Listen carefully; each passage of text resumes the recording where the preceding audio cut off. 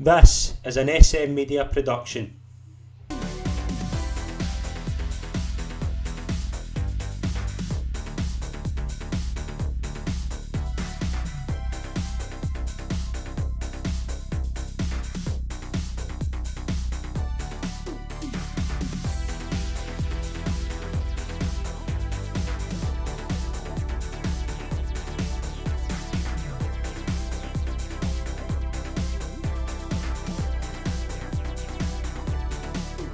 Hi folks, and welcome to the latest episode of Chronicle, the Rangers journey, right here on SM Media.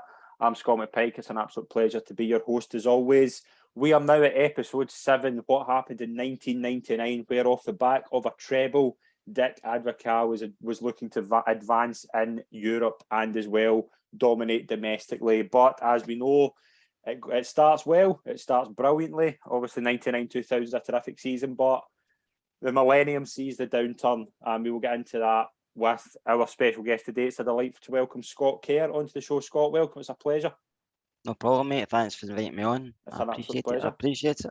Looking forward to this. Going through it's safe to say this starts brilliantly. It's like a roller coaster, isn't it? It starts at the apex at the top and then just takes a downturn. It does, and I think when they came in, obviously came in at a time when Malta left and a lot of players left, because after we beat the Hearts in the Scottish Cup final and had a run of going for 10, things kind of, some of these players probably were there a season too long under Walter, but he was loyal with them. Dick Advocaat came in, quite a bit of money to spend. They brought in a lot of Dutch players and everything seemed rosy. But as you know, in football, you're only as good as your last victory, aren't you? So, and as Rangers fans, sometimes, probably through the 90s, we were spoiled, weren't we? It wasn't a case of we probably were, because everything we touched kind of turned to trophies. But nothing lasts forever, as you know. That's right. I think that's an apt way to put this whole period as well. Like the downturn was so rapid and so quick that it was just, I think it just shook everybody. But we'll start in the summer of 1999. We'll pick up from there.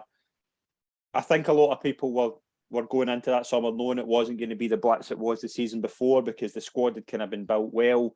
It was safe to say a couple of wee additions just to tidy the squad up, just to kind of a couple of loose ends that maybe weren't brought in. Like obviously, I think Advocaat had always admired the kind of the right back position. Had always been one he wanted to fill himself. I don't think he ever trusted Sergio Perini, and no. I think the Stefan Givars project just hadn't worked, and he looked for that kind of big striker, and he found a striker in Utrecht, 29 years of age, by the name of Michael Mols. Yeah. That signing, before we get into obviously the way he starts, like what was the reaction to that signing? Because when you look at it, on paper, Mols is 29. He's not a big name. I don't think he'd been capped for Holland at this point. I don't think he'd been capped for Holland at all. He's not playing for one of the big three in Holland. He's the only teams kind of linked with him are Rangers and Sheffield Wednesday. Like on paper, what was the reaction to that? Was it a weird one? Do you remember? Back then, I mean, obviously, the internet wasn't what it is now, so you were just taking players for what you read in the media, and it was whatever they could find out about them. There wasn't much football on TV to research, and YouTube didn't probably have so many highlights as it does now. You can find a player from anywhere in the world just now, and you can watch his highlights for weeks on end. But I think it was just a case of, well, he's Dutch, the manager must know him. We've got a few Dutch players on the side. He was well quoted in the papers, technically very good. And I think when Michael came, I don't think he even looked at his age at the time. He just think we need another striker. He came in because of what Stefan Givars has been doing. I mean, Stefan was a World Cup winner with France, but he didn't really hit the heights in the SPL for some reason. But Michael came in, and I thought he started really well. I mean, you could see he had some totally different for players in Scotland. I think it was just that initial touch and turn. He could turn a sixpence, Michael Mols, and you just seen, wow, this guy's phenomenal at the start. He came in and it just took everybody by surprise, because we didn't know much about him, but you thought, this guy's really good. Yeah, I mean, it's that start he makes is unbelievable. Rangers win the first 11 games. 11 of the first 13 games in the league. I mean, there's games that stick out to you. Mols, he scores 4 against, I think it's St Mirren. I think somebody can correct me if I'm wrong. The game he has at Tynecastle as well, that turn. you know he's doing it. That's the thing with that. You look back and you know what he's going to do, but I don't think defenders could just keep up with him. But it was just such a revelation, wasn't it? Just unbelievable. Just like Rangers take a striker to heart if they start well. And I think this, even despite what we'll talk about in a few minutes, that early start, I think Moles is just, everybody just remembers that and how good he was in that early stage. I think Michael, he played with a smile on his face, which the fans appreciated. I think he realised because of where he came from in Holland, I'm not saying that Utrecht weren't a big club. They're obviously they're a decent sized club in Holland, but coming to a club the size of Rangers as support, known all over the world, he thought, wow, and he's playing it in Ibrox Stadium, 50,000. And he just took it to his heart, didn't he? And you see in his turns, he turned in a sixpence, but he didn't really move his feet. It was all in his hips and his knees. Yeah. And the defenders knew he was doing it, but they still couldn't stop him. He was that good. And it doesn't matter who he played against, he done it too. And I just thought it was a revelation. And he just, let's say, he was surprised, but it was a good surprise. And I think we took him in very, very quickly. But any striker that does score goals when they come into a football side, no Rangers or no whoever, supporters take him to heart. Because as soon as they score, you think, we've got something here. It's the opposite. If they don't score, people start criticising very quickly. But it never really happened to Michael. No, it didn't. And he was just so good. And the thing you catches your eye about the opening start is just how solid the team is. I mean, you just look through 1 to 11, they're just so settled. Even like, obviously signing Darius Adamchuk, it just didn't work out at all. Obviously, it was a kind of mental health issue and things like that. But you just look at that team: Klaus, Moore, Amoruso, Newman, Alberts, Van Bronckhorst, Ferguson, Neil McCann, Wallace, Johansson, Moles. I mean, it's just every bit of it's just sorted, and it's just so solid in that team. That's what, to do that in the space of 12 months, to come in, completely rip the team up, which is what he did, to then have a team as settled as that, full of talent. You just advocated. How much credit does he deserve for doing that in the first 12 months of his time? He deserves a good amount of credit, but so does the club at the time, because they gave him money to spend, and without the money to spend, he wouldn't be able to bring them in. But obviously, because he brought in a lot of Dutch players, he probably knew if he been in Holland, and the Dutch players brought something we'd really never seen. The technical side of the game, the way they conducted themselves off the park as well. He also had the grit of the Scottish players like Barry Ferguson, Neil McCann, but he had the pace of Jonathan Johansson. So I think we had a bit of everything. And the dig with Craig Moore and Amoruso. And Stefan Klos. Stefan seems forgot about, doesn't he? When we talk about Rangers keepers, we speak about Andy Gorham. God bless Andy. And we speak about McGregor as well. But Stefan seems forgotten about in this conversation. And you forget he won the Champions League and he was an internationalist. And Stefan Klos was a very, very good goalkeeper, probably world class at times. And he's forgotten about, and all we talk about goalkeeper, but Stefan didn't let Rangers down at all, and he wasn't the biggest keeper either. No, he wasn't. I mean, as you say, just he had that pedigree of winning the European Cup as well. Just have tremendous goalkeeper, and I think that's fair. I think he does go under the radar just because of the talent Rangers have had, and McGregor obviously backed that up kind of recently as well. But yeah, you've got to mention how good a keeper Klos was. But the main focus of the Advocaat era was to improve in Europe, and this was the opportunity. Rangers had to qualify for the group stage of the Champions League. Obviously, they couldn't the year before because of they were in the UEFA Cup, but they swat away the Finnish champions Haka 7-1 in aggregate. Again, and Moles with that, he kind of does the split, saying goes up and just finishes. I mean, amazing victory, but Rangers get the hardest draw possible out that final qualifier. They're drawn against the colossal Italian giants Parma. Parma had obviously been well known at Ibrox the year before, put Rangers out the UEFA Cup. This was not going to be an easy task, was it? No, Parma at the time are probably the team in Italy. I know they've had their trouble since, but had a lot of quality players on their side, a lot of Italian internationalists, and they came to Ibrox with no fear whatsoever. But sometimes when teams like that come to you, you relish opportunity to play against them. It's when you play against sides in Europe, you think, especially supporters, fans think, oh, we really heard much of them, we should beat them. And it's not always the case. So you're probably better playing against a side you respect, because you go into the game thinking, if the players got up for it, just like some teams got up when they play Rangers, they got up for it. So it's a mindset. But no, thinking back then, you realise the tie. And I know the noise at Ibrox is always really good in European nights, but I remember back to these games and the noise was phenomenal. Just the atmosphere is always electric at European games, but I remember that was phenomenal that night. Yeah, I mean, an unbelievable night. I think obviously European nights and Rangers go hand in hand now with what we've witnessed in the past kind of 12 months, but that game against Parma, they're top side. I mean, we just run through some of the names: Gianluigi Buffon, Lilian Thuram, Fabio Cannavaro, just to name a few. Dino Baggio's in there, Enrico Chiesa, just a top team. Did Crespo play that night? No, I think Crespo did play. Yeah, I mean, you just look, that team is so deep of top talent who would go on and have wonderful careers, win World Cups. Was Veron on that side as well? He was that after him. Nah, Veron was there. Veron. You just even there, just so many talented players, and Rangers just take the game to them. An excellent start for Tony Vidmar, a wonderful finish. Then Reina, Claudio Reina makes it 2.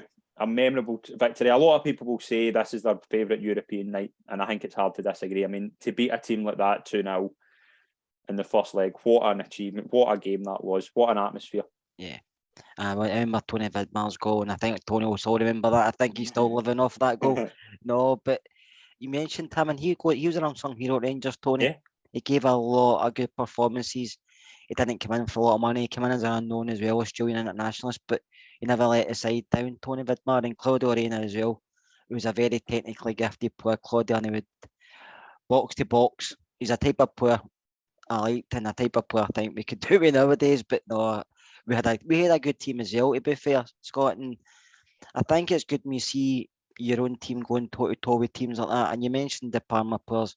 I mean, some of the players move for millions of pounds years later, and they've all went to bigger and better things, but that was a phenomenal team, and to beat a side like that when you look back, it is a good feat. I mean, you can look back and say that must be one of the best victories we had if you look back. No, definitely. Yeah. I mean, it's not just the fact that you're getting into the Champions League; it's the fact you're beating a top Italian team. Like it's not an easy feat. And obviously, the second leg in Italy, Rangers they lose 1-0, but you look back, it's an onslaught by Parma. Yeah. If Parma scored 5 or 6, they would not have been. It would not have been unfair. But Rangers keep them out, and it's a memorable European result. And the draw for the group stage is as follows: Bayern Munich, Valencia, and PSV Eindhoven. That's a draw and a half. See, when you get to these stages, I always think, maybe because I'm a bit older now, but I always think I don't really care who you get. You're there and you just enjoy it, and what will be. And there's no point saying, right, we should finish third or maybe even sneak second. Just enjoy each game as it comes and take it as it is. There's no point in looking ahead, because when you do that, I think you lose sight of it. So I think the players probably just have to do that as well. But obviously the players get carried away seeing Bayern Munich, because no matter who you are playing, Bayern Munich's a tasty tie, especially over Munich. Yeah, we need to obviously mention how good Valencia are at this point as well. Yeah. They're under Hector Cooper. They reached 2 finals after this. They reached the final this season and then the season after, where they play Bayern Munich. I mean, you're dealing with 2 of the best teams in Europe as well. And PSV will go through the group. We'll get victories over PSV home and away, defeats to Valencia home and away, and a draw at home to Bayern Munich. I mean, Rangers give a massive shot at trying to get through here. It's so tight. It's so tight. They cover themselves in glory with terrific wins against PSV. I mean, I've spoke to people who say that PSV win, although we're recording this between the 2 PSV games in the Champions League to get into the group stage. Like, beating PSV 4-1, I don't care what area you're in, that's an unbelievable result. Yeah, I mean, no matter when you play PSV, they're a decent side, and they showed it last night. They're a decent side, and I remember back. I'm a bit old on you, but I remember back when we played them and Bobby Russell scored. Yeah. And even way back in the late 70s, I just remember these games, but I watched them back, and we've always had good ties against Dutch sides, especially PSV for some reason. And it seems to be that we just go toe to toe with each other. There's respect here, but there's a lot of good football played. It's not like one will sit and wait. It's like you come out, we come out. It was a bit like last night. So no, and you like European games like that. You'd rather go into a European game, Scott, and go for it. And try and get a victory, because at the end of the day it's a one-off match, rather than maybe lose but think we didn't put enough into that game. Do you know that way? I'd rather get beat, put in our effort, than sitting back expecting something to happen. And Rangers done that under Dick Advocaat, I have to say, because we had the players. It was just sometimes we didn't get the luck. Aye, and again, you talk about the last game of this group. Rangers go to Munich and all they need to do is avoid defeat, and they're through to the last 16. And you look at this group and you think, how are Rangers even close to getting through? But all they need to do is avoid defeat in Munich, and they give an unbelievable effort. I mean, it's one of the best Rangers performances, I think, that doesn't end in some sort of result. But obviously the game's remembered for the collision with Oliver Kahn and Michael Moles that stops this unbelievable player from continuing that run, and it's so unfortunate. I know we've seen it so many times, and it's just so hard to watch, isn't it? It's hard to watch, obviously, because how bad it's physical for him, but mentally Moles was never the same after this. No, he wasn't. He lost a wee bit, and I think he was at himself with his turning and stuff, because that was his strength. But it was just so sad, because at that age he probably hit his peak with us, and he was phenomenal, and that just stopped him right in his tracks. We gave him he worked so hard to come back, but mentally and physically it was never the same. But I will say that night against Bayern Munich, Barry Ferguson was the best player on the park by a country mile, and he stood. And I said, if Barry Ferguson could have done that every week, he'd have went to a bigger club than Blackburn or Birmingham down in England, because he was phenomenal that night. He stood out, and that Bayern Munich team had a lot of German World Cup winners in it, and Ferguson never looked out of place at all. And Rangers were very unlucky. Probably that injury, because when that happened, I think you seen the shock in Rangers players as well. A lot of them kind of went a wee bit of, what's happened here? And do you know what I mean? He could have stepped back in that, because he was a talisman, Moles, wasn't he? You and him up front were always likely to grab one, and as soon as that happened, it was like basically they were shell shocked. Yeah, I mean, as you say, it's so unlucky. Thomas Strunz with a penalty to put Rangers out again to the UEFA Cup, and again, it's another case of luck's just not on your side, and you get into that UEFA Cup against Borussia Dortmund, another top German team, 1-2-0 in the first leg at Ibrox. It's famous for that magnificent team goal that just highlights this season just how good Rangers are at playing football. The 1-2-0 in the first leg, lose 2-0 in Dortmund, and go out in penalties. I mean, what a crushing result. I know, it's I must say, sometimes we just don't get the luck, and I'm not a fan of penalties against German teams. I don't think many people are. No. We just don't seem to have the luck at times, and I know some other teams in Scottish football don't want us to have the luck, but when you look back at these performances, you said Dortmund were a very good side as well. A lot of these teams back then, I know they're good sides now, but when you look back, these sides were really good. I know you watch the English media and Sky, and it's like England teams and Liverpool, Chelsea, Arsenal, stuff like that. But foreign sides were really good back then. The Spanish teams, Italian teams, German teams, they hold a lot of good players, because there was money involved in football, but not as much as there is now. Yeah. As in taking all the players maybe the 1 or 2 leagues. Mm-hmm. Yeah, absolutely. Yeah, I mean, it's a valiant effort in Europe, and it shows you. I think a lot of Rangers fans were obviously gutted that they didn't go further, but you look at that, the teams Rangers have come up against and held themselves well. I think like PSV, Bayern Munich, Borussia Dortmund, it just gives you confidence that this is the start of something. And again, it's a valiant effort against top teams. But in domestic fronts, Rangers are flying in the league and look to be in course for a second straight title win. 22 games, Rangers remain unbeaten and win the league with 21 points. Yeah. Celtic just never really get going under Barnes and Dalglish. That's obviously a subject we've covered in a different show, but that whole season in the league, Rangers were just flying. The only bad point was obviously the League Cup defeat to Aberdeen, which killed a chance of a back-to-back treble. But in the league, Rangers were absolutely dominant. We were, and I think that at that time we were playing really consistent, and the boys knew how to get results in the Premier League, and there wasn't many teams then, because Celtic were feeling really bad at that time under Kenny Dalglish and John Barnes, and they were faltering, and Rangers players knew that, so that even they knew they could afford maybe to lose 1 or 2 whenever, but they knew they did, because Celtic were never going to catch us. And sometimes when you not get somebody chasing your coattails, it can turn out to be a bad thing, as we've seen the following season, do you know that way? But I think we were comfortable, and sometimes maybe we were just too comfortable.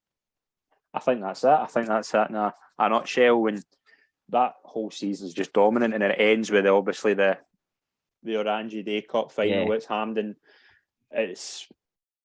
You look at the sea of orange there. It's obviously a tribute to Advocaat, but at that point, I mean, that they won 4-0 in that cup final and absolutely batter Aberdeen. And Dick Advocaat's reputation at the end of that summer is unbelievable. Yeah, I mean, he stalks as high as it can ever be, can't it? Yeah. And you maybe you look back and think maybe that's where they should have just said, I'll go elsewhere. But he stuck around. We were all looking forward to the following season. But as football, it twists and turns. And that's, I suppose, in a way, that's why we love football, because you don't know what's going to happen season to season. Like, it's not great for the heart and the mind, but when you're a fan, you take the good and the bad, don't you? And sometimes the good outweighs the bad, sometimes it doesn't. But that season, we won the league very, very comfortable. And the Dutch players on the side, the Scottish players, and all the rest of the boys, they couldn't have done anything. They couldn't have done anything any better, because Europe were just unlucky. But I think the Michael Mole's injury left a mark in some of them. Mm-hmm. But I did think one or two of the players maybe hit a peak as well. Yeah, I mean, you look at it. I mean, there is this thing of the first two seasons are just everything's rosy. There's no talk of dressing room discontent. It's a really settled side. It is. I mean, we mentioned there, we went through the team and we just saw how settled it was. Again, hindsight's a wonderful thing. Can this team go on and build a dominant team? That's obviously if much and maybes, but Celtic get their act together over the summer. They bring in Martin O'Neill from Leicester. Was there, although Rangers are 21 points clear of Celtic, was there a worry about Celtic bringing in O'Neill? Was he obviously done well at Leicester? Was there a kind of slight doubt that Celtic could be back here and spend the money in the likes of Sutton, Hearts and Thompson? Celtic did get their act together over the summer, and they were obviously looking to end this dominance of Rangers. I think when I'm thinking back, obviously it was a long time ago, thinking back, you thought, well, they're going to improve. They can't really get any worse, can they? They're going to improve with the manager they brought in, the players they brought in. But what I think he done well was bringing in British-based players and bringing in some players who maybe were discredited at other clubs. Mm-hmm. So who had a point to prove, maybe like Chris Sutton, like Steve Guppy, players like that. John Hartson came to Rangers for the medical, went over the city, so he had a point to prove it. He had a point to prove as well. So sometimes players who have been discredited or are at a club and are not getting game time, or the fans are on their back, when they move somewhere, doesn't matter where you go to, you want to prove people wrong. And I think he had a good harmony in the Celtic dressing room. And for some reason, when they started playing well and winning games, our players, I don't know if they felt the pressure and they just couldn't hack it. I don't know what happened, but we didn't seem the same settled side the following season. And that leads to obviously what we're going to talk about, the splurge in the summer of 2000 in the transfer front that you look back and wasn't needed. I mean, that squad is so settled. There's, again, maybe a right back and a centre half just for a bit of cover. Yeah. You look at the early signings, Alan Johnson in a free makes a bit of sense. Paul Ritchie in a free, young centre back, makes sense.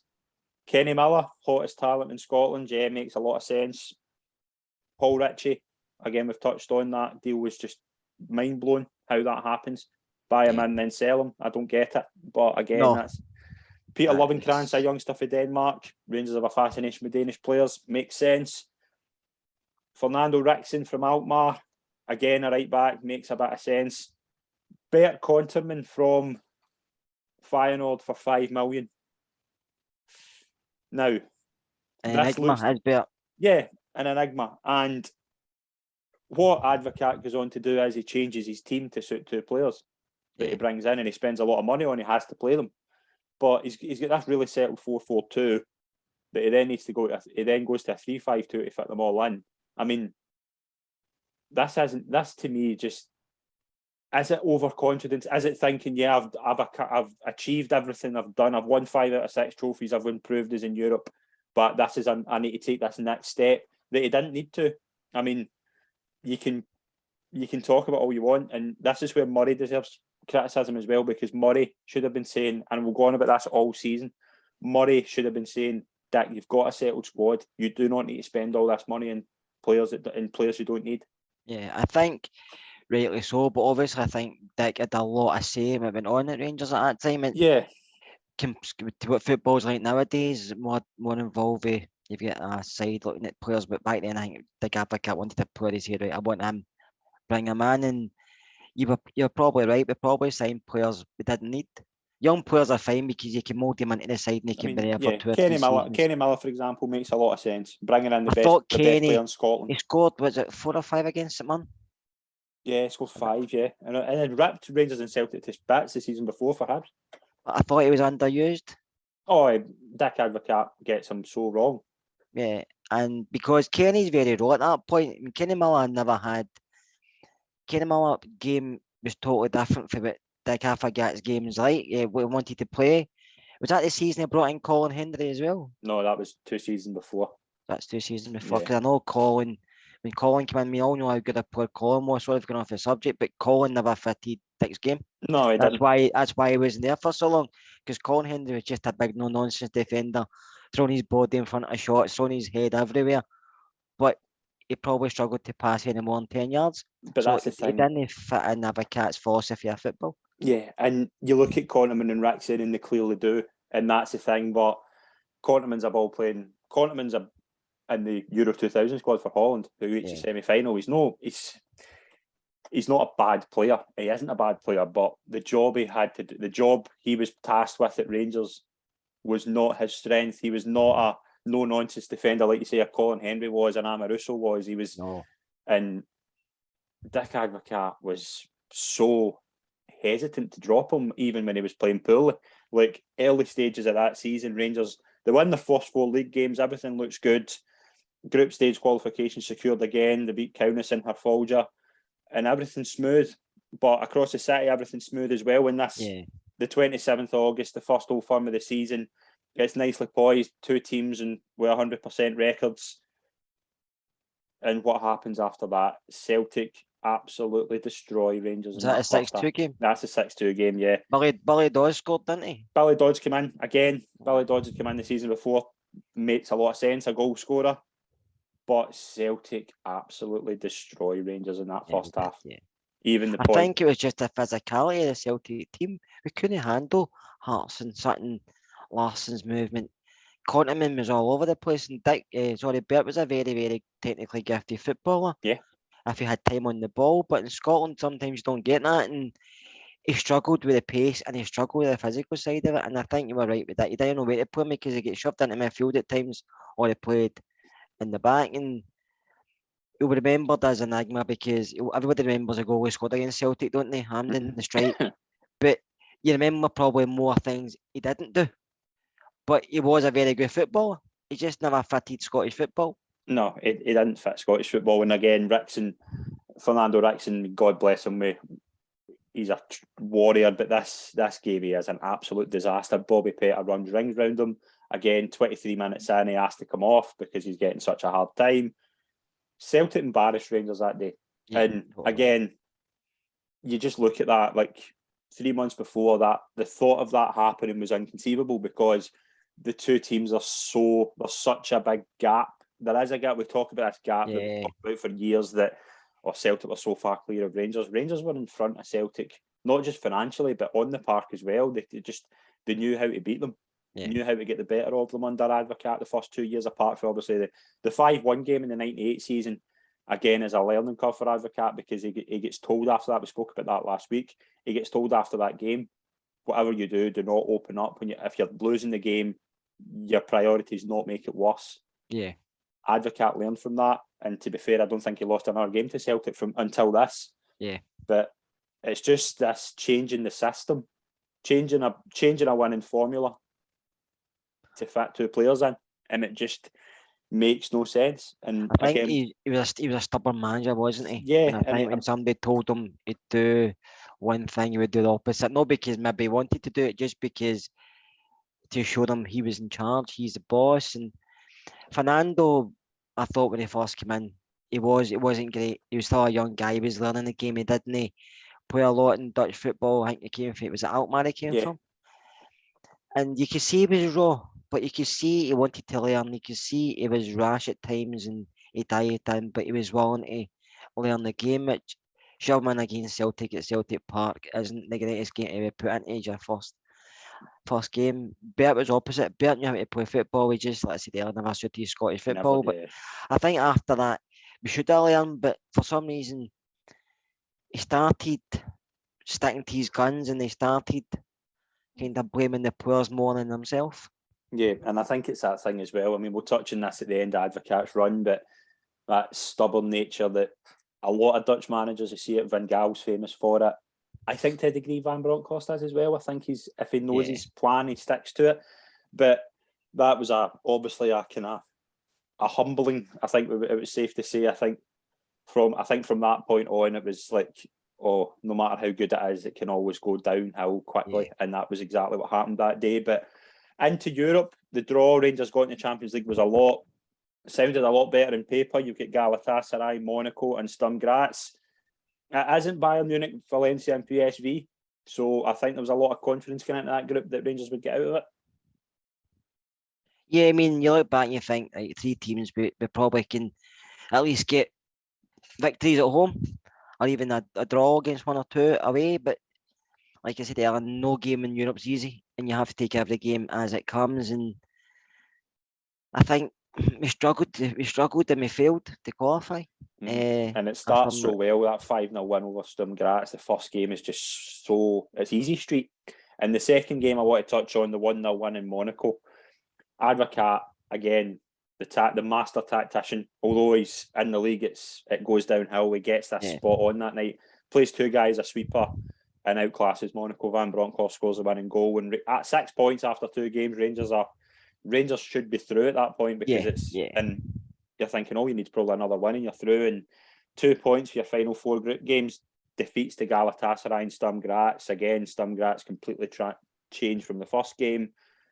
And Rangers are out. Rangers, they're back. They're third in UEFA Cup. They get into UEFA Cup, but they go out to Kaiserslautern after that. What went wrong in that European run after that? Such a convincing start to obviously then not qualify for the last 16, but then go out to a Kaiserslautern team who were nowhere near as good as the Dortmund and Bayern Munich team of the season before. I just think we just failed to turn up. And looking back, I don't know if the confidence went, I don't know if it was shot, I don't know if this problem started behind the scenes, but the players never seemed as together as they did the previous season. So I don't know if it started after. You said we won the first 2 games, you think another victory, even 2 draws, we're through here. Yeah. But he finished third, and I don't know what happened. We've been 2 guys and a guy when I played at Rangers who was a very good footballer, technically really good, but he's very harshly treated by Advocaat as well. I think there's a lot of players at Rangers who come out and say they enjoyed it at a club, but they didn't know 1 week if a manager was playing them or not. I think he could play 1 week a game, play man of the match, and then 4 week not even been in the squad. Do you know that way? Because I think that's the way it worked. He had his favourites, like most managers do. Don't get me wrong, most managers do have their favourites. But I think Advocaat probably let his favourites know who were his favourites, and the other players, if he wanted you to play, he would speak to you. If he didn't want you to play, he would maybe one of these guys who would probably ignore you. He was old school. Maybe that's the way managers were back then. It's not great, but sometimes football needs a thick skin. I think they had it back then more than they do now. But I just think the club as a whole was going through a period we didn't want to go through. But you seen the confidence, even in supporters, but you felt it in the stadium. We weren't as confident into games as we probably previously were. Yeah, I mean, that's it in a nutshell. And we'll touch a bit in the next few minutes about the split in the dressing room and certain kind of off-field decisions that would have an impact on the morale in the dressing room. But that Celtic defeat was a shock to the system, and Murray and Advocaat were not going to. The best way to calm down a bad support is throw money at it. Rangers go and spend £4 million on a Champions League winner in Ronald de Boer. I mean, a top-class player. I mean, that signing was a massive a massive statement, and it was not only was it the classic Murray solution of, like, if the team's not playing well, I'll buy a new player and I'll get into the fans' good books that way. Yeah. But it's a statement of signing a player like De Boer. I mean, De Boer is a top-class talent. I mean, maybe fair to say his best days are behind him at this point, but he's still Ronald De Boer. He's still got the talent. Yeah, I mean, on certain games you watch back Ronald De Boer and you think he's a different level compared to everybody else. But again, you think Ronald De Boer in some games in Scotland, if it got tight or close or a wee bit of aggression, he wasn't the one for like down in tool. He was one for maybe down in tools, but was he one for rolling his socks down and his sleeves up and saying, "I'm getting stuck in here"? Maybe that's what Rickson had as a Dutch player compared different from the rest of them. Fernando was willing to stick in and put a foot in and go toe to toe with somebody, whereas maybe Ronald would hide. And I'm not, that's no disrespect to Ronald because he was a world class footballer, but that wasn't his game. And I think maybe we had too many of that. And you mentioned about the split. I don't know if the Dutch players all closed ranks. We don't really know. Did the other players go against them? I don't really know what happened, but I just think in the team we lacked cohesion and we lacked togetherness, but we lacked a bit of physicality, which we didn't seem to have missed the season before. But I don't know if it's because we were beating teams quite easily. We didn't have to have it. Whereas teams started to work out at times what we were doing. They maybe get sat with the low blocks more and they maybe just get more physical. And some of the Dutch guys, I'm not saying just them, but there's other players in the team, some of them didn't like that side of football. And if you don't like that side of football, you can't, there's no really any hiding place at a club like Rangers because you're going to be criticised by either the media, but especially by the fan base. Yeah, absolutely. Yeah, I mean, the Boer, it takes time to settle in, but I think under McLeish, Rangers get the absolute best out of the Boer under McLeish. But there's another signing that's potentially going to happen around about this time. Rangers are trying to sign a striker and look to sign a Welsh international from Coventry by the name of John Hartson. Now, this isn't with the benefit of hindsight. John Hartson did not fit Dick Advocaat's system. That signing, even then, I wouldn't have understood what he was. What that when you think about Dick Advocaat's way of playing, John Hartson does not fit that. No, it doesn't, because he's just a big target man who can score goals, but he's not giving you he's not giving you the work that Dick Advocaat liked from his strikers. That's why he liked Wallace so much, because Wallace could score goals, but he could put in a hell of a shift for you. Yeah, and John Hartson wasn't like that. And I know what you're saying about off-field stuff, but he never. I didn't go for it. I didn't understand that one myself. But we can see what he done, and I think that's maybe where he's getting a wee chip on his shoulder, where he always maybe talks about Rangers in a bad way, just because he came from medical and he failed. Did he fail it? I don't know. Well, there's many reports that there was other issues there, but I think we talked about it last week with Daniel Prodan. If Rangers wanted to do the deal, Rangers would have done it. Something changed. Again, that's pure speculation. I've never heard anything confirmed, but John Hartson didn't become a Rangers player. Again, I think a lot of Rangers fans, with the benefit of hindsight, will be delighted about that. Goes on to Celtic and is a very effective player for Celtic. He fits that Anil system brilliantly. He does, yeah. Anil had his workhorses in Larsson and Sutton. Hartson was the guy there just to finish the goals.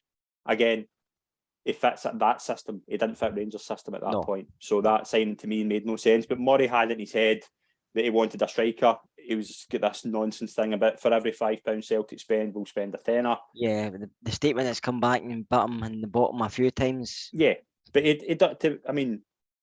to be fair to him, we've called him a bravado merchant many times in this show, and we'll do it in the future. But he does put his money where his mouth is. He does. Celtic spent $6 million on Chris Sutton that summer, and Rangers go and spend $12 million on a striker. Now, contrary to popular belief, this wasn't always going to be Tony Andreflo. It was actually going to be Raul Camudo, who was going to come in from Spain, Espanyol, very effective striker in La Liga. He then failed a medical. I just find it weird how medicals are now a thing when they weren't 2 years ago. Yeah. But again, this thing of, do Rangers need a striker at this point? They probably don't, but I think they're trying to G up the dressing room, they're trying to G up the support, and the other side, they're trying to make a statement. They're trying to make a statement, yeah. And as you say, I think the league's by at this point. I think the three home defeats in a row. If I'm surprised, Advocaat, I don't think Murray was ever going to sack him at this point, because obviously he had the morale of the 2 seasons before. People could still say, but he done it 2 years ago. This is just a blip, and Celtic have just. That's fair. I think that's fair. But 3 home defeats in a row, you know as well as I do, fans are baying for blood after that. So. Well, we always said that, didn't it? You're only 3 defeats away. Correct. Yeah. But Rangers go to Chelsea. David Murray goes to Chelsea, and their chairman at the time, Ken Bates, and offers £12 million for Tory Andreflo. Now, if I'm Ken Bates, as effective a player as Tory Andrew Flo is, I'm rubbing my hands at that because, and this to me again is this just out of control nature with the two, Advocaat and Murray, and we'll touch on this. Explain to me who's telling Dick Advocaat and David Murray that this guy's going to be worth £12 million and he's a very good player.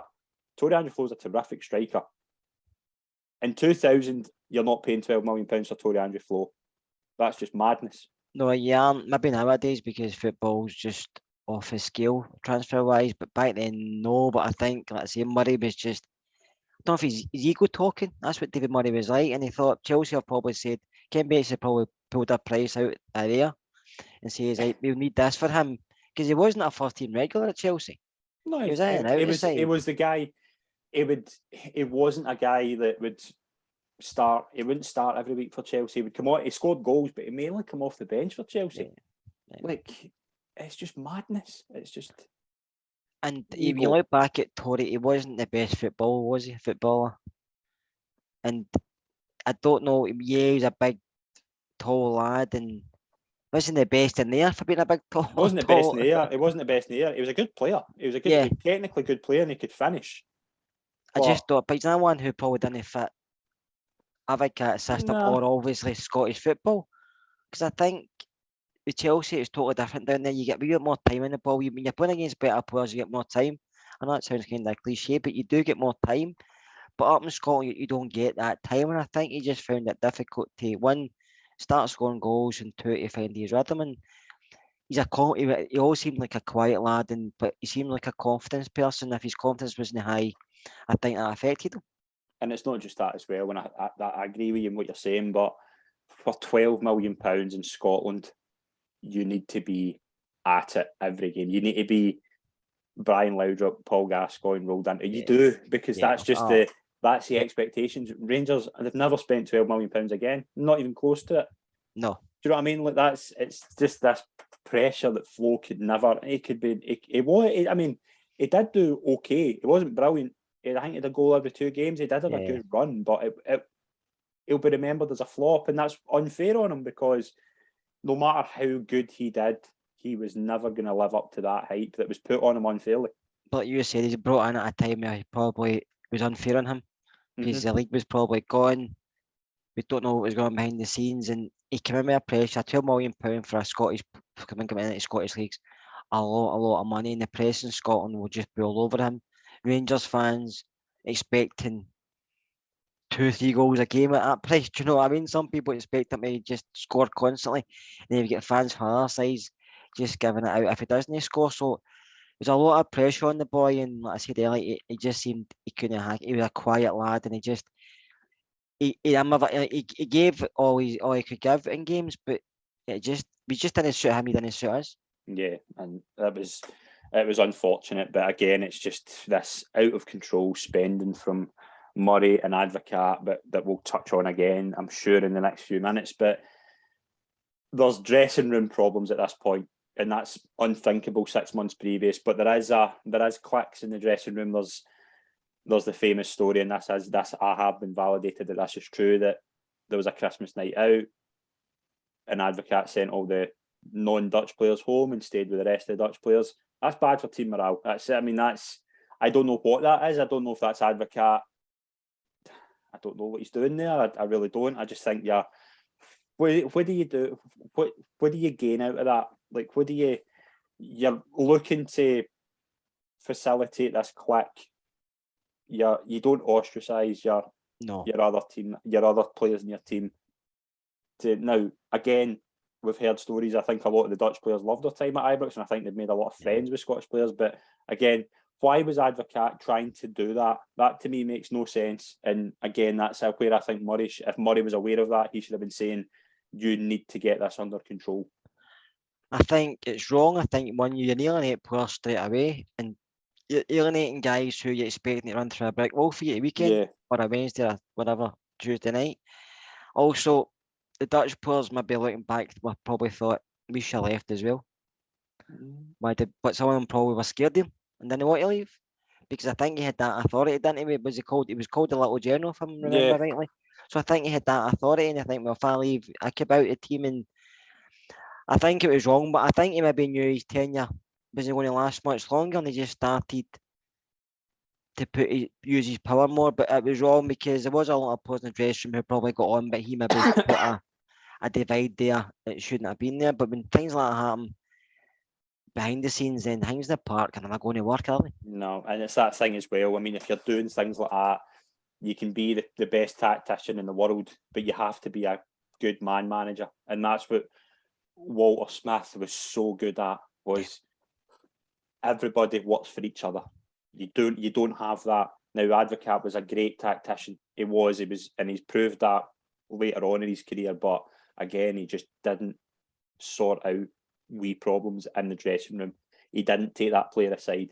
I mean, there's Billy Dodds has come out and said recently he would walk by him and he would talk away to him. He would talk away, talk about family and things like that. But come Saturday, he was nowhere near the team sheet, and he would never understand why that wasn't explained.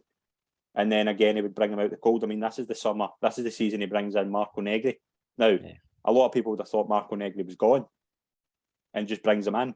There's no explanation for that other than throwing things at the wall and seeing what sticks. But again, you've just not got that cohesion. You're trying to, I don't know what he's doing. I still will never ever understand that, why he did that. And then obviously taking the captaincy away from Amoruso.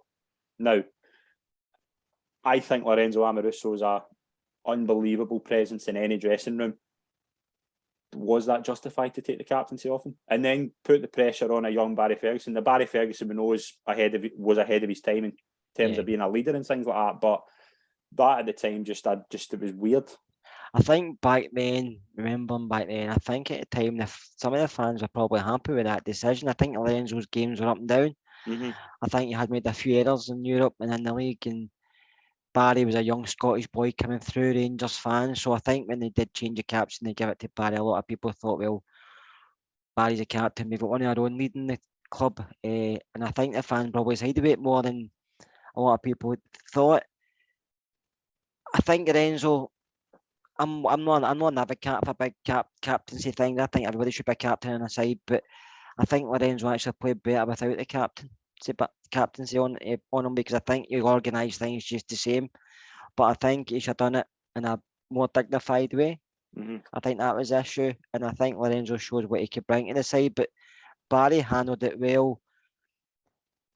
But Barry did get involved in dressing room squabbles himself later on in his career. But no, Barry handled it well, especially at a young age, because obviously his brother was at Rangers and he's been at Rangers since he was a kid, and he came through and there's a lot of expectation on him. But to be given a captaincy at that age, he must have thought, wow. But he took it in his stride, like Barry Ferguson usually did when he was playing with Rangers. Mm-hmm. Yeah, absolutely. Yeah, I think Ferguson at the time it was a strange decision, but it was a good decision. Don't get me wrong. I don't know if it was. I think Ferguson was natural. I don't think leadership was something you had to teach Barry Ferguson. Again, it would go on to be kind of something he would be too. Even when he wasn't captain, he was kind of getting his later on. He was getting involved in things, but again, that's for other shows. But I mean, we look at this season as a total disaster, and it is. I mean, Rangers don't win a trophy. They go out to Celtic and they United in the cups. They beat Celtic 5-1. Again, there was a 13-game league unbeaten run in there, but again, Celtic win at Parkhead. Alan Thompson scores. It was just going disastrously wrong, despite this obviously big result against Celtic at Ibrox. You remember that 5-1 game? Slightly, yeah. That was Flo scored, didn't he? Yeah, Flo scored a backfield. Aye. But I think you always like to beat your rivals, but I think we all knew even then the season wasn't great. I think it was just a case of let's get through this season and see what happens the following season. But I do think, looking back then, the media were picking up on it. Some fans were as well. I think we were spending money. We probably at a time when you're younger and you think, right, we've always got money to spend, but looking back, you think we were reckless. We're spending money at times we didn't have to, and probably money we didn't have as well.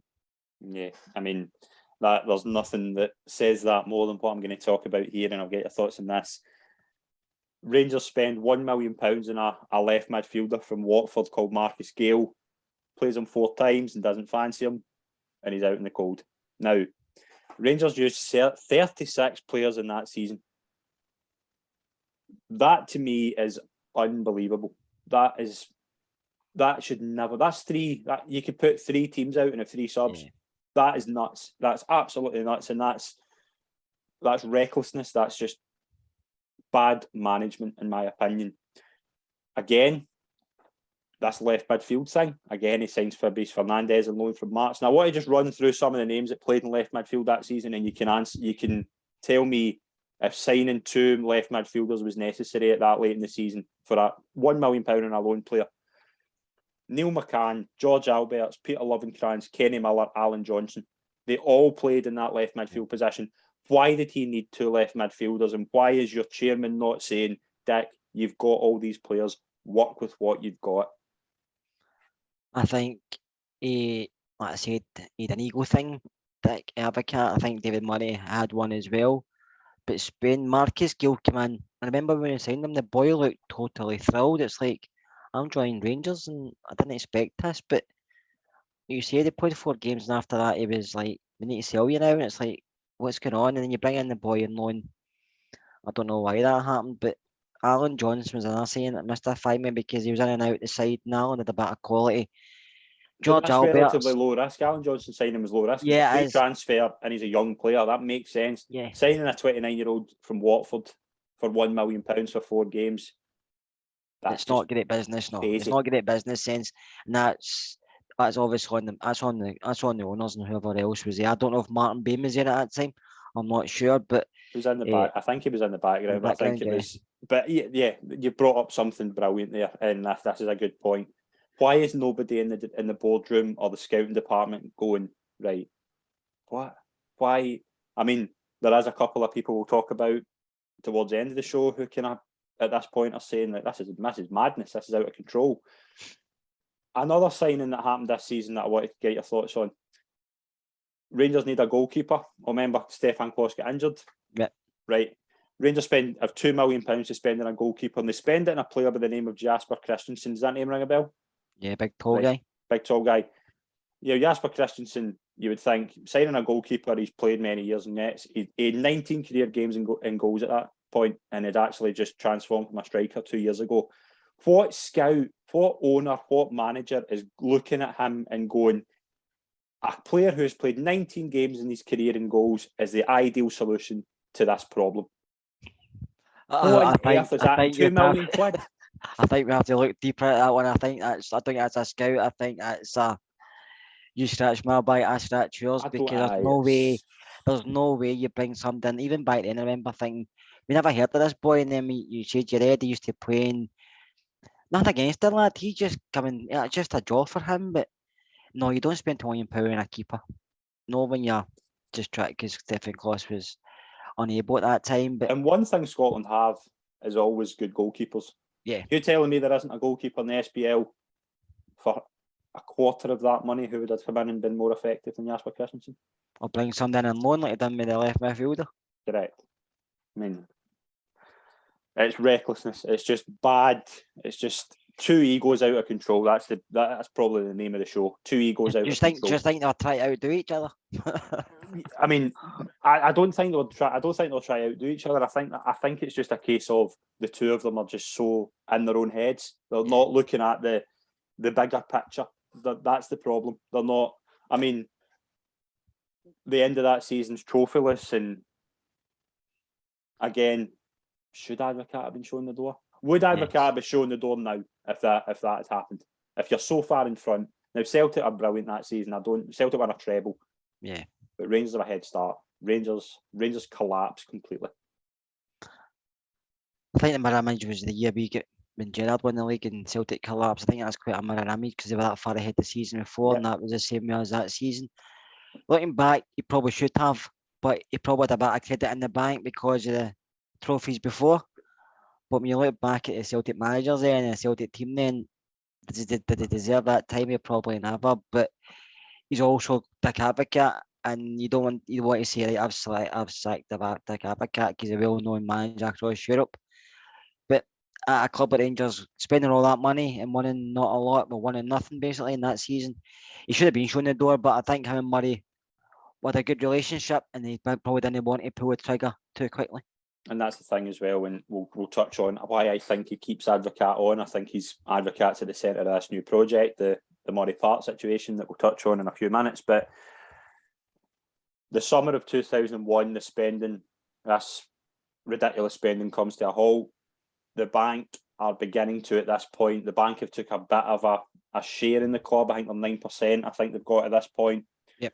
Now, Murray's still got this open tap with the bank, he does, but this is the time for me where he needs to get everything under control. This is his chance to sort everything out. He's got this ridiculous wage bill. They've spent all this money. What David Murray should have done, in my opinion, in this summer is when we need to scale everything back. We need to sell. And he does sell players. He sells Van Bronckhorst to Arsenal for about 8 million. Alberts goes to Hamburg. 2 guys at Blackburn. You get players in ridiculous wages. If you're going to have a couple of years where you need to cut the spending down, you need to cut it. You need to do it right. And we'll touch on that he doesn't do that. And this is where fans wondered what on earth is going on. You're seeing this operating loss. I think it's this summer's 31 million. This man who's telling you, I'll spend a tenner, the club will be supported by me. How now is there a 31 million loss and all this debt to the bank? And that's he was spending £10 when we never really had £5. It was trying to facilitate to get Rangers where they wanted to get them, which was never really going to happen because we were never going to win a European trophy because there was teams in Europe that could outbid us. We needed a bit of luck, as we've seen last season. We nearly done it, but you need a bit of luck. But you can't keep bringing players in and not letting anybody go. You mentioned 36 players played that season, but even spending wage on that, even spending money on transfer fees or bringing players in for free, the wage bill just kept getting higher and higher and higher, and the outgoings became more than the incomings, and you can't justify that, and that's the reason the bank took control. But when the bank took a stake in the club and got involved, he should have been told then no more, but it wasn't. And we see now what's happened, and David Murray's got a lot of shoulder. We've got a lot of blame to shoulder for what's eventually happened, but this is where it all kind of started for me. Advocaat and Murray. Mm-hmm. Yeah, I mean it's out of control at this point. I mean, you go from a summer where you're spending 30 million. Now, no disrespect to the 3 players I'm going to mention here, but Rangers spend nothing. I think it's £3 million they spend in the summer. Claudio Caniggia, Christian Nellinger and Russell Latape. Now, Claudio Caniggia was a very effective player for Rangers, but can you imagine then looking back, you've got two out of those 3 summers are just ridiculous spending. I mean, it's a new signing every day for £2 million. You've lost the league to Celtic. You're behind to Celtic, I would say, for the first time under Murray. Celtic are favourites that season to win the league. Yep. That's the first. That must be the first time under Murray that was the case. Yeah. You've gained £13 million, and you're spending less than £3 million to try and regain the league. Now, again, we know in hindsight it's a beautiful thing, but what are you saying in that summer? What's the normal fan thinking at that point? Like, how's this changed so quickly? That's what we're all asking. Where's the money went? What's happened? And we all wanted answers by then. But I think David Murray controlled part of the media, didn't he? As in a way, when he said stuff, he believed them for so long, and we'll never get a full story from David Murray, no matter what happens. But I think we weren't informed as we probably know more now, and we just thought, well, it's David Murray Holdings will turn it around eventually, maybe just a blip. And as a football fan, these things shouldn't worry you, but I think because of what's happened in the past, it does worry us. But back then, it's just a case of, well, we'll ride this wave and see it through. But it did cause concern. I think we spent £2 million on phone and we're buying players for less than that. So it was a worrying time because we went through always wanting to struggling.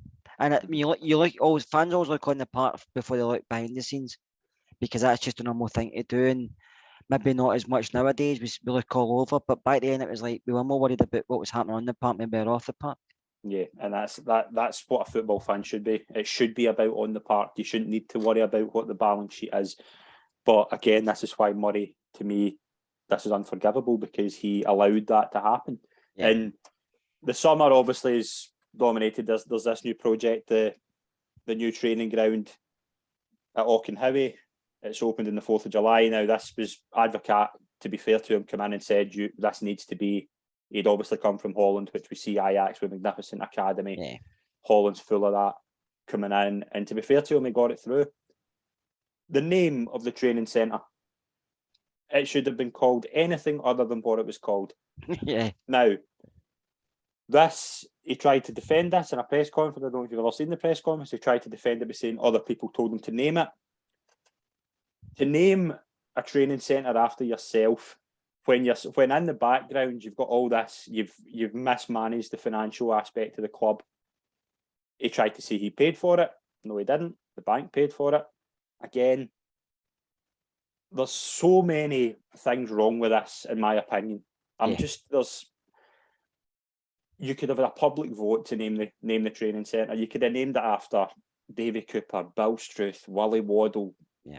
The list endless. There's so many legends of that club who deserve it named after them before. And even at the time, people thought this is an ego trip. This is an absolute ego trip. Why are you naming this symbol of an academy? That's what it was. It was perceived that this would bring the next generations through. Rangers had never done well with bringing young players through at that point. This was a new era. Any other name other than what it was, this stunk of just sheer David Brent levels of self-indulgence. It was, and just an ego. Do you think he wanted to just to do it as his legacy? He knows what's happening behind the scenes. He knows he might not be there forever, and he thought, if I'm naming that after myself, we can always look back and say, well, I done this or I done that. Yeah, I think it's that. I think it's this. I gave you this. I gave you this. This has to be named after me because it's all me. Wasn't. Yeah. No. If Advocaat, if it was Rangers trained in the Albion, they trained in the cricket grounds back near at Bellahouston Park. There's the famous story of them having to cross the M77 to go over to Bellahouston Park. Do you know what I mean? Like, this is nothing to do. David Murray was there 13 years at this point. If David Murray thought this was a good idea, he would have done it. Yeah. Do you know what I mean? Like, it's just such an ego trip. And especially if you look at the legends that club, that academy could have been named after. So many. I mean, you say you put to a vote, you get so many names in there. Mm-hmm. And so you would. It stinks. Absolute stinks. But again, the club accounts are sitting at 20. The debt's 24 million round about this point. It's hitting like a ton of bricks. And Murray at this point should have balanced the books. He should have went, right, I need to come out to the fans and say, listen, the spending we've had, it needs to stop. We've let it go too far. His solution to it is, again, he plants the bomb. He plants this anchor in the club that just heads it towards destruction. Paul Baxendale Walker, does that name ring a bell? You ever heard that name before? Dale Walker? Paul Baxendale Walker. Paul, bring me, I've heard the name of, no, the other one, no. Right. Paul Baxendale Walker was a tax advisor. Right. Who you might have heard his background in pornography as well. Oh, right, that chap, yeah. Yes. Yeah. This guy comes to the Murray Group. He done a documentary, didn't he? Yes, he did a documentary, yeah. And that is just the most, that's exactly what my problem with this whole thing is that people like that had a say in what happened at Rangers. This is the summer he does. This is the summer this all happens. Brings it through an offshore scheme called Employee Benefit Trust. It's a way to play players without income tax. Murray agrees to it and, in my opinion, plants a ticking time bomb. And that's it in a nutshell. I mean, doesn't matter what happens with the Rangers now, it's always going to be cashed up because we've done that. And that's all on David Murray. It's not on the club. It's not on the players. It's all on David Murray. At the end of the day, when you're a footballer, you don't care how you get paid as long as you get paid. And it's your job. I'm not an expert in tax or net worths or anything like that, but if your business is failing, which it was, and it was failing off the park, and you've got this massive personal fortune, to just take, like, I don't know if Murray never invested his own money in, that's fair enough, but never know. What was this? Why was this the one that they went with? Why was it let's bring an offshore tax avoidance system in, and let's do it that way. That will save us money. Obviously, he's done it because one, he thought he could get away with it. Two, he thought he could stay at the club longer. Or three, he was saving himself a bit of money as well. I mean, David Murray never ever bought Rangers with his own money. It always came through other schemes, and he never put his own money into the club. By all accounts, he maybe borrowed money for the club to go into his own business and maybe give it back in, but he never put his money into Rangers. That was never his get-go for the start anyway. But David Murray was the catalyst in all this situation that happened at the club. But to ask people like you've mentioned, you laugh now, but back then you think, what the hell are you doing? Do you know that way? I mean, if the bank's involved with the club, they've got one party and you're going to an offshore scheme to pay wages, I think. Yeah. Why? To a tax advisor who was a pornographer and was then struck off. I mean, it's comedic. If you weren't invested in this, you would think it was a sitcom. You really would. And it's this just whole thing of the solution was fix it yourself, but no, he had to go to other ways of doing it. He couldn't just sit and go, I have got this wrong, I need to fix it. And he could have, and he absolutely could have, and his legacy would have been intact. No matter how much he got it wrong, if he'd come in and sorted it himself, he would have probably got away with it, but no, he doesn't. Oh, he could have sorted it himself for the fortune he made, but down other avenues and cutting costs here and there. I think if they'd done it properly, the fans would have appreciated him coming out and telling us, fixing it properly, and then we wouldn't have had to go through the rigmarole we have. But he tried to do it a different way to hide the fact that we were struggling, and also, like I said earlier, because there's probably something in it for himself as well. Probably money in it for himself. And that's the thing as well, Scottish football's changing as well. The Sky deal's about to collapse on its backside. I mean, they've got the ridiculous idea of SPL TV. That's a show in itself, how that was ever thought to be a good idea. But yeah, when David Murray took over, Rangers could compete with Man United and Arsenal for wages. They could. They absolutely could. They did. Fast forward to the summer of 2001, and that gap is now so wide the other way. Yeah. Rangers aren't at the table anymore. Rangers and Celtic. Rangers Celtic problem are they're playing in a league that's not got the backing of England. And you can be the biggest club. Rangers and Celtic are two of the biggest clubs in the world, but their income is nothing. I mean, their income is nothing compared to small teams in England, for example, and the Premier League who get into the Premier League, and that's the problem. And Murray, again, he's getting it wrong, but there's no other sources of income, and this is a problem. And going into that season, the financial hit was huge. I mean, getting out in the Champions League to Fenerbahce, that was another massive big problem for the club at that point.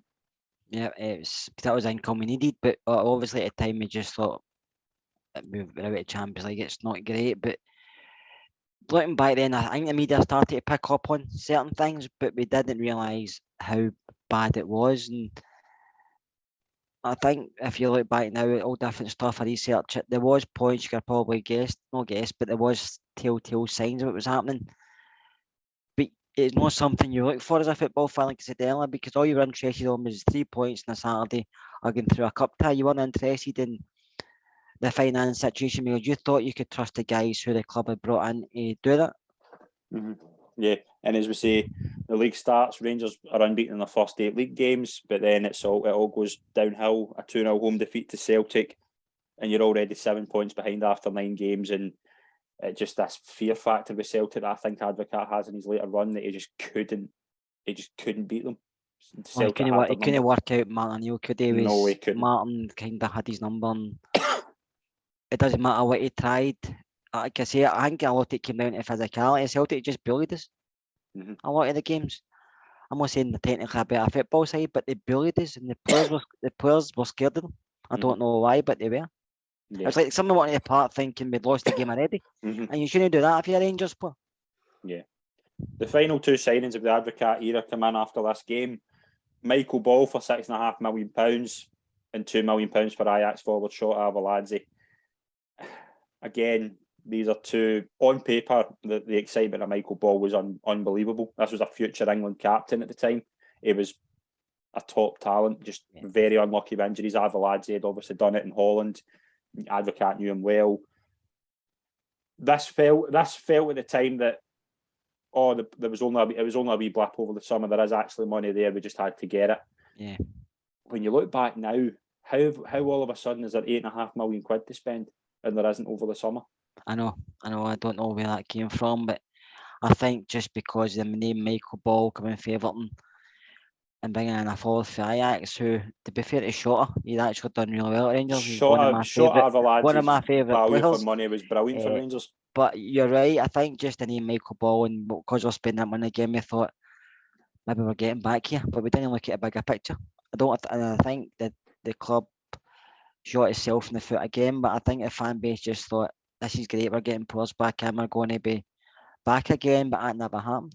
Yeah, and it just it's ending after this. The form improved about the 25th of November. Rangers go to Parkhead, 2-1 defeat, another defeat against Celtic, and again I think Murray just got it. The incident. Do you remember the incident with Advocaat and Michael Ball getting subbed? Yeah. There was a big debate over the tunnel, and it was just becoming crystal clear that not only they lost the dressing room, it just couldn't beat Celtic, and that's all that matters. You can beat the other 10 teams 12-0 every week. If you've great runs and then you beat the first time Arsenal against Celtic, you don't last. And again, Murray, instead of just saying right, it's over, we need to end this, he gives him the director of football thing that doesn't exist. Instead of, because sacking Dick Advocaat was saying, this is my fault, I got this wrong. Yep. He keeps him on as he moves him upstairs. It's decided between the Celtic and the PSG game that this transition would take place. I'm hunt for a manager's. What was the thoughts of that when it was announced that Advocaat was going to go? Obviously, gets that famous result against PSG, but it all ends. It's all coming to an end at this point. And what was the kind of reaction to that at the time? I think we thought, mate, I know personally I thought he can't really last much longer, but moving him upstairs, I still never seen why we were doing that. I know looking back, you're thinking and reading certain things, because the Rangers news was still out and about back then, you're thinking maybe it's a good move because he knows a lot of players all across Europe. He's very tactically usually astute, but he's a name that can bring people into the club. But I do think I think it was just a safe face for David Murray. Absolutely was. And I don't know if he didn't have the money to sack him either. I don't know if that was an issue. I think he would have found it. He would have found it some way, but he would have probably put more debt in the club. But again, we look at the legacy. We'll close up the show with Dick Advocaat's legacy as Rangers manager. You split it into two parts. The first 2 years are about as good as you can get for a Rangers manager, but the last 18 months are just complete collapse.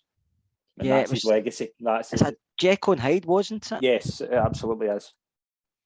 First 2 years you can't complain, but the last 2 years you think back and think, does some of this stuff actually happen? Because but you'll never really get criticised for that, because it's Dick Advocaat. He's won so much, he's done so much, he's a world-renowned football coach, tactician, director of football. He's been everywhere, and will always be remembered for winning the treble in his first season and having a Ranji day at Hampden, but signing the players like Moles and Gio and Arthur Newman. But he'll never be remembered for, unless you ask the Rangers fan to go, he'll never really be remembered in the media for what he did at Rangers that turned it sideways. But you have to give Celtic a bit of respect, as in absolutely, yeah. They put a lot of pressure on him and they couldn't hack it. And that's it in a nutshell. That's Dick Advocaat in a nutshell. The first 2 years is unbelievably good. This last 18 months are unbelievably bad. But again, we touch on the final point. This is where the train starts its road to collision. Yeah. This is the financial.